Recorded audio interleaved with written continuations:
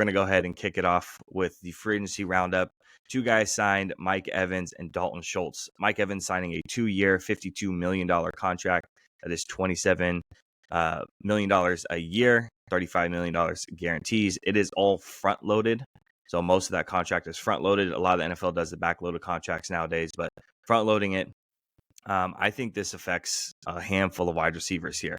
I mean, we're talking Justin Jefferson, CD Lamb, T. Higgins, Michael Pittman are very, very affected by this contract. I mean, even if you wanted to throw in a guy like Calvin Ridley, who's getting up there in age as well.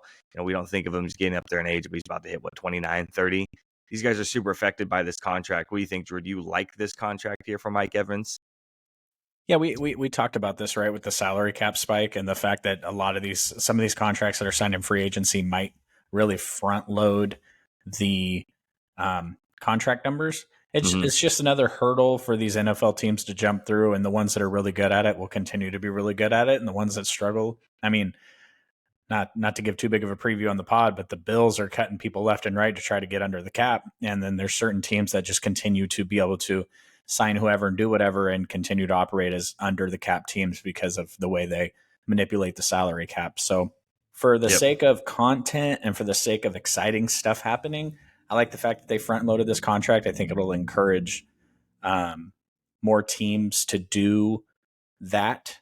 But when it comes to a player like Justin Jefferson or some of the marquee free agents, those dudes are getting paid anyway. So I don't really matter. Sure. I don't think the cap gymnastics matter that much.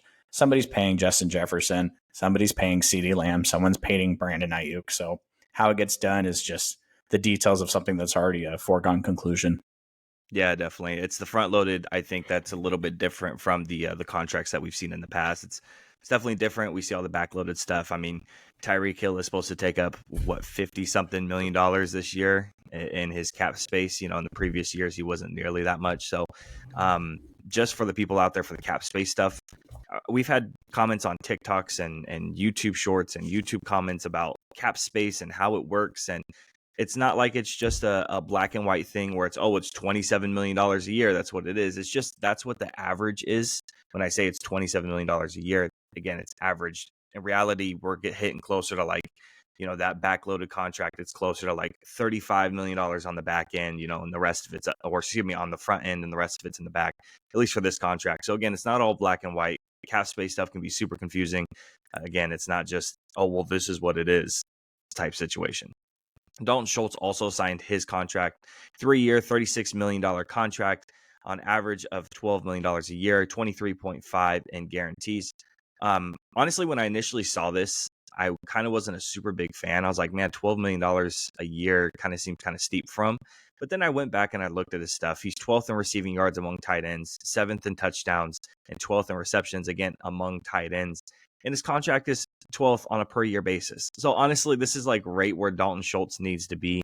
He was super realistic about what type of money he needs to make.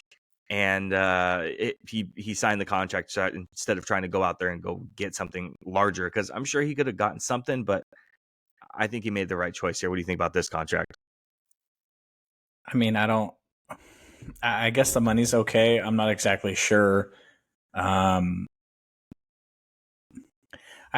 just think that in the NFL there's these top tier tight ends.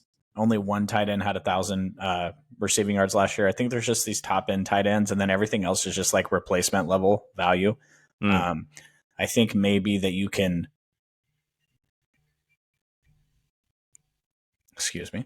I think maybe you can get the production out of somebody who doesn't cost the money that he might cost, but at the end of the day, he is somebody that has provided value over the course of his career and obviously has played on some pretty good teams. So you can never really hate investing in a safety valve for your quarterback. Especially a young quarterback like that. I think every quarterback, especially every young quarterback, needs some type of safety outlet underneath, right? I mean, if you look at a guy like Bryce Young, right, on the other side of the rookies, he didn't. What was his tight end? Who's the starting tight end for the Carolina Panthers? Who's the starting anybody for the Carolina Panthers? What are you talking about? There's Bryce Young, and there's a really good guy in the defense. That's about it. Yeah, it's just young guys need the tight ends. I mean, you saw the Packers, super young team, but they have two really young tight ends to kind of round out to give Jordan Love the outlet passes underneath to go along with the super young wide receiver core that's around him as well. So I think it's a good move. Dalton should stay there in Texas, stay with the Texans very specifically. And again, good team friendly contract right where he should be.